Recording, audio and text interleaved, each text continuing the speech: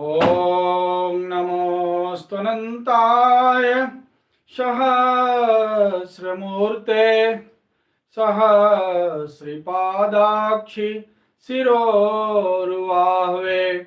सहस्रनाम्ने पुरुषाय शाश्वते सहस्रकोटि युगधारिणे नमः।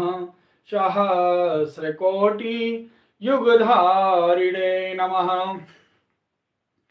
ब्रह्मा मुरारिस् त्रिपुरान्तकारी भानु शशि भूमि सुतो बुधश्च गुरुश्च शुक्रः शनि राहु केतवः सर्वे ग्रहा शान्तिकरा भवन्तु। सर्वे ग्रहा शांतिकरा भवन्तु। ओम नमो भगवते वासुदेवाय। श्री हरि।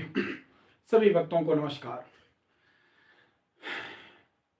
जैसा कि थंबनेल में आप देख पा रहे होंगे, आज हम दैनिक जीवन के एक बहुत ही महत्वपूर्ण विषय को लेकर के आपके सामने आए हैं और वह है गृह वास्तु।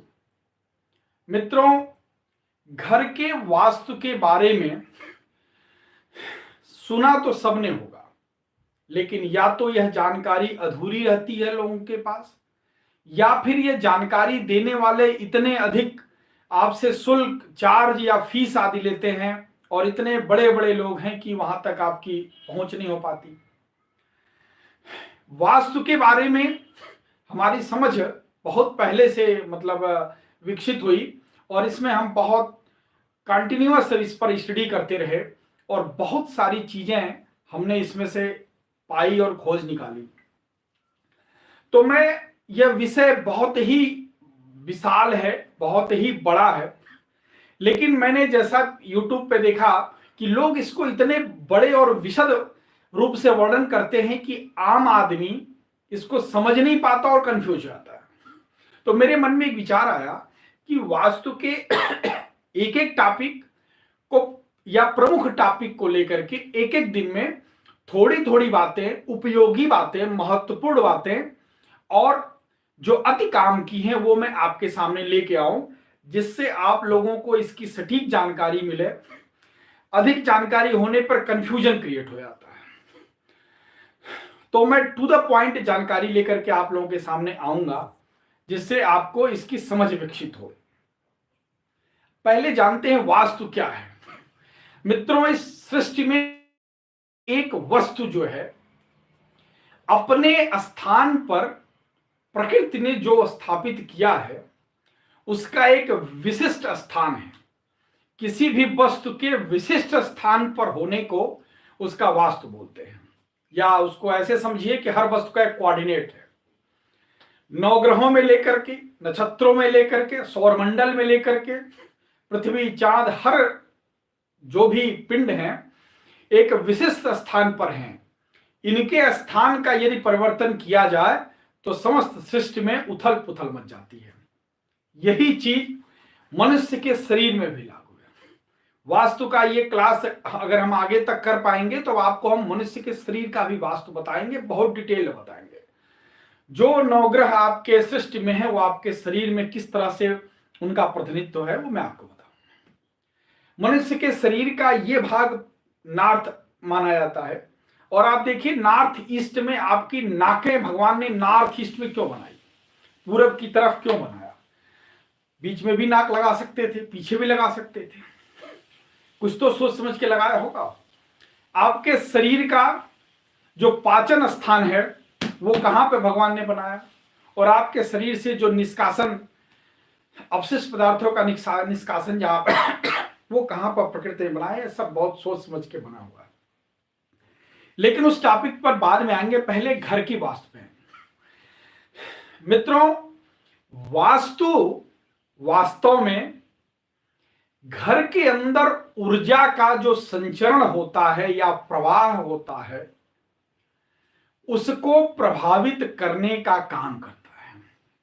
मनुष्य के घर के अंदर जो ऊर्जा है वह प्रायः प्राणवायु के रूप में ही प्रवाहित होती है। और जो लोग सूक्ष्म विज्ञान जानते हैं वो जानते हैं कि कोई मैटर भी रखा है तो उससे कुछ ना कुछ वाइब्रेशन क्रिएट होती है। और हम लोग जब योग में इस चीज को देखते हैं तो कोई वस्तु हम देखते हैं तो वस्तु का स्थूल नहीं देखते हैं बल्कि उसका सूक्ष्म देखते हैं, उसकी आरा को देखते हैं। तो ये जो मटेरियल्स हैं उनकी भी आरा है। ये जब आप योग में ऊंचाई पर जाएंगे तो आपको इसका अनुभव होगा। तो इसका मतलब कि आपके घर में रखी हुई हर वस्तु का एक तो आरा है और आपके घर में ऊर्जा का प्रवाह एक वो चीज है। अब आप लॉजिक के अनुसार इस चीज को पहले समझ लीजिए, तब आपको वास्तव का महत्व समझ में आएगा कि आपके घर में मान लीजिए आपने खिड़की से खूब सुगंधित इत्र आपने रखा, लेकिन उसका प्रवाह जब आपके घर के अंदर से हो रहा है तो एक नाली के ऊपर से होके आ रहा है, या बाथरूम की गंदगी से मिलता हुआ इत्र खिड़की से होके आ रहा है, तो उस इत्र की खुशबू में क्या परिवर्तन आएगा वो आप देख लीजिए। इसी प्रकार से भगवान सूर्य की जब रश्मियां सुबह निकलती हैं तो आपके घर में उनका प्रवेश किस दिशा से कहां से हो रहा है और क्या उसमें आपके घर के अंदर रखी हुई चीजें कोई बाधा क्रिएट कर रही हैं, इसका ज्ञान जिस शास्त्र में होता है उसको वास्तु शास्त्र होते हैं। मित्रों, हमने थंबनेल में लिखा इस दिशा का शौचालय आपको बर्बाद कर देगा। मेरे भाइयों, ये आपके घर का एक डायरेक्शन का मैंने एक चार्ट बनाया, नॉर्थ साउथ ईस्ट वेस्ट, किसी हिसाब से आप सोच लीजिए, ईस्ट वेस्ट नॉर्थ साउथ ऐसे आप ले सकते हैं, लेकिन अब इसी को आप समझ लीजिए। मित्रों, आप अपने घर के प्लाट को एग्जैक्टली ऐसे 3 भागों में इधर और 3 भागों में इधर, ये मोटा मोटा बता रहा हूं। जब इसका और फर्दर डिटेल बताऊंगा तो इसके भी मैं डिवीजन करा करके और micro establishment of the items in the house that I will tell you now for the first class and specially for the beginners. And मेरा क्लास नहीं मतलब आपकी बेनिफिट, आपके फायदा, आपकी जानकारी और स्पेशली मेरी गृहिणियों के लिए समझ में आने के लिए अभी आप अपने घर को ऐसे डिवाइड करेंगे, फ्रंट को 3 पार्ट में और साइड को 3 पार्ट में, तो आप ये ऐसे आपके डिवीजन होंगे, ये नॉर्थ, ये साउथ, ईस्ट, वेस्ट। तो इसके जो कॉर्नर होंगे उनको क्या बोलेंगे, नॉर्थ ईस्ट या उत्तर पूरब। 4 दिशाएं होती हैं, 4 दिशाओं के मिलन बिंदु होते हैं, ऊपर नीचे 4 4 8 9 1 10 दिशाएं बोलते हैं ना। पूर्वे रक्षतु वाराह, आग्नेयाम गरुड़ध्वज, उत्तरे श्रीपदी रक्षेत, ईशान्याम मे महेश्वर, ऊर्ध्वम रक्षत धाता व ह्यदवनंतस रक्षतो। तो ये आपकी 4 तो ये दिशाएं होंगी और चारों दिशाओं के जो मिलन कोण हैं वो 4 दिशाएं होंगी। यहां क्या हो गया, साउथ ईस्ट हो गया, यहां क्या हो गया, साउथ वेस्ट हो गया, यहां क्या हो गया, नॉर्थ वेस्ट हो गया। अब हम इस टॉपिक को एक एक करके एक एक दिन में आपको समझाएंगे, बहुत ज्यादा बताने से लोग कंफ्यूज हो जाते हैं। सबसे पहले आपके घर का ये जो नॉर्थ ईस्ट डायरेक्शन है, मेरे भाइयों आप थोड़ा बताइए, सूर्य भगवान का उदय कहां होता है, पूरब से। और अब ध्यान से देखिएगा तो नॉर्थ ईस्ट के लगभग लगभग सूर्य भगवान उदय होते हैं। इसका कुछ अपवाद हो सकता है, आपकी भौगोलिक स्थितियों के हिसाब से थोड़ा बहुत ज्यादा इधर उधर हो सकता है, लेकिन पूरब और नॉर्थ ईस्ट दब के भगवान सूर्य का उदय होता है। भगवान सूर्य की स्वर्णिम रश्मियां जिस घर में न आती हों तो उस घर का क्या होगा आप बताइए। भगवान सूर्य की स्वर्णिम रश्मियां अनंत प्राण शक्ति, ऊर्जा और प्रवाह लेकर के आती हैं। आपने घर के नॉर्थ ईस्ट में अगर शौचालय बना दिया, यह शौचालय आपको इतना निगेटिव इफेक्ट देगा कि हम उसको बर्बादी मानते हैं। अगर आपको कहीं एक्सेप्शन लगता है तो ये जानिए कि इसके अगर यहां होने के बावजूद भी किसी घर में अगर प्रगति है तो ये समझ लीजिए इसको हटाने के बाद वो प्रगति और 10 गुना होगी। मतलब ये ब्रेक लगाने के बाद भी उसकी प्रगति है।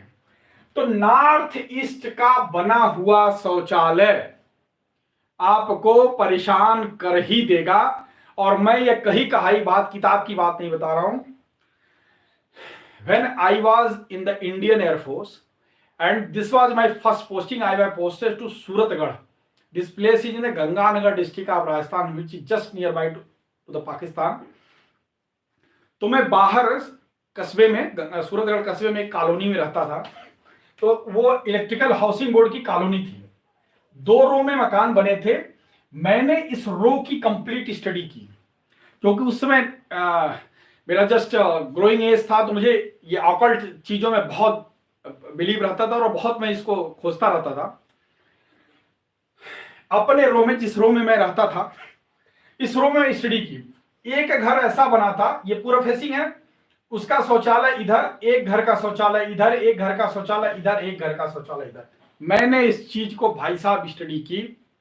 मैं जिस घर में रहता था उसमें शौचालय नॉर्थ ईस्ट, और उसका मकान मालिक खाली किया, तो वैसे किराए पर रहता था और मैं भी उसमें सुखी नहीं रहा। मेरे बगल वाला ठीक था, उसके अल्टरनेट वाले में भी शौचालय नॉर्थ ईस्ट, वो भी मकान खाली पड़ा था या ऐसे टूटे फूटे कुछ था। उसके बाद ऐसे अल्टरनेट पूरे रो का जब मैं स्टडी किया, मुझे एक ही एक्सेप्शन मिला, बाकी किसी मकान में कोई एक्सेप्शन नहीं मिला। जिस घर में नॉर्थ ईस्ट में शौचालय था वो घर बर्बाद था। ये मैं किसी कहीं बताने, अपने भुक्तभोगी बता रहा हूं। तो ये चीजें आप देख लीजिए कि ये चीजें कितना निगेटिव इफेक्ट देती हैं। ये आपको आप मानिए चाहे ना मानिए, जो इफेक्ट होता होगा, भगवान सूर्य की रश्मियां अगर आते समय आपके घर में प्रवेश करते समय शौचालय मिल गया, तो ये शौचालय आपको 100% नुकसान देगा ही देगा।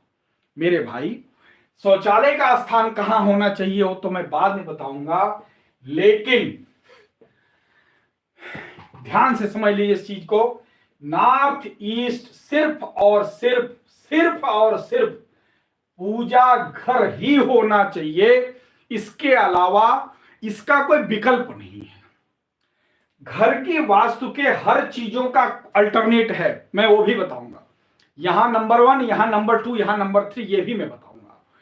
लेकिन सिर्फ एक चीज के लिए मैं आपसे बोलता हूं कि नॉर्थ ईस्ट, उत्तर पूरब, इसका कोई विकल्प नहीं है। यहां पर सिर्फ पूजा घर ही होना चाहिए।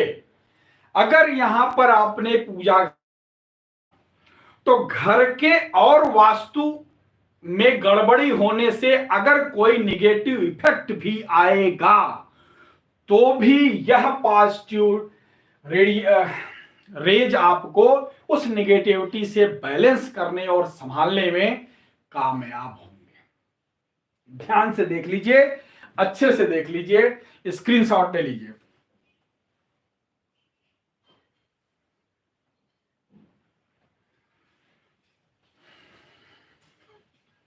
तो ये आपके पूजा घर का स्थान हुआ। अब देखिए, कई बार आपके पास इस कमरे में, और इस कमरे का भी नॉर्थ ईस्ट कौन है, तो इस पूजा घर के अंदर जो आप मंदिर रखें वो भी नॉर्थ ईस्ट में रखें।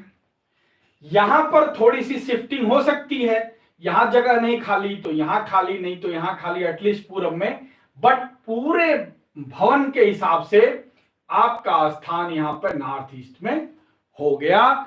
तो आपने घर के वास्तु का बहुत बड़ा। अब एक चीज आपको और बताएंगे। मान लीजिए आपका ये घर है और आपने पूरे एक बड़े से प्लॉट के अंदर ये घर बनाया, इतनी जगह आपने छोड़ी, ये घर बनाया, तो प्लॉट का भी नॉर्थ ईस्ट वास्तु में काउंट होगा। प्लॉट का नॉर्थ ईस्ट क्या होगा, ये होगा। घर के नॉर्थ, भाई यहां तो आप बनाने नहीं जाएंगे, घर के नॉर्थ ईस्ट में आपने जो वास्तु का उपाय है वो आपने किया। तो प्लॉट के नॉर्थ ईस्ट में क्या करना है, इस पोर्शन को, नॉर्थ ईस्ट पोर्शन को दबाना है, नीचे दबाना है। कैसे, मिट्टी थोड़ी दबाएंगे। यहां पर कोई भी ऐसी चीज जो भारी होती है, जो भूमिगत होती है, उसको बनाने से ये पोर्शन नीचे आएगा। नीचे आएगा तो ऊर्जा का प्रवाह इजी फ्लो होगा। इस प्लॉट के डायरेक्शन में आप नल, कुआं, शिव मंदिर, भगवान शिवलिंग की स्थापना, या आम का पेड़, कुछ नहीं समझ में आ रहा, आम का, आंवले का पेड़ इत्यादि यहां पर लगा करके इस पोर्शन को दबा सकते हैं। तुलसी उद्यान बना सकते हैं। जल जैसी चीजें, जलाशय जैसी चीजें, या वाटर स्टोरेज यहां बना सकते हैं। ये रहा आपके पूजा का स्थल। इनकेस आपके इस नॉर्थ ईस्ट के कमरे में आपने पूजा स्थल यहां बनाया तो भी आपको कोशिश करनी है नॉर्थ ईस्ट के डायरेक्शन में, जो आपके घर का अखंड दीपक है वो नॉर्थ ईस्ट के डायरेक्शन में जलता रहे। तो ये आपने समझ लिया आज पहला डायरेक्शन, नॉर्थ ईस्ट में क्या होना चाहिए, पूजा घर। ऐसे ही एक एक डायरेक्शन और एक एक महत्वपूर्ण चीज को मैं आपको बताता रहूंगा। ओम नमो भगवते वासुदेवाय।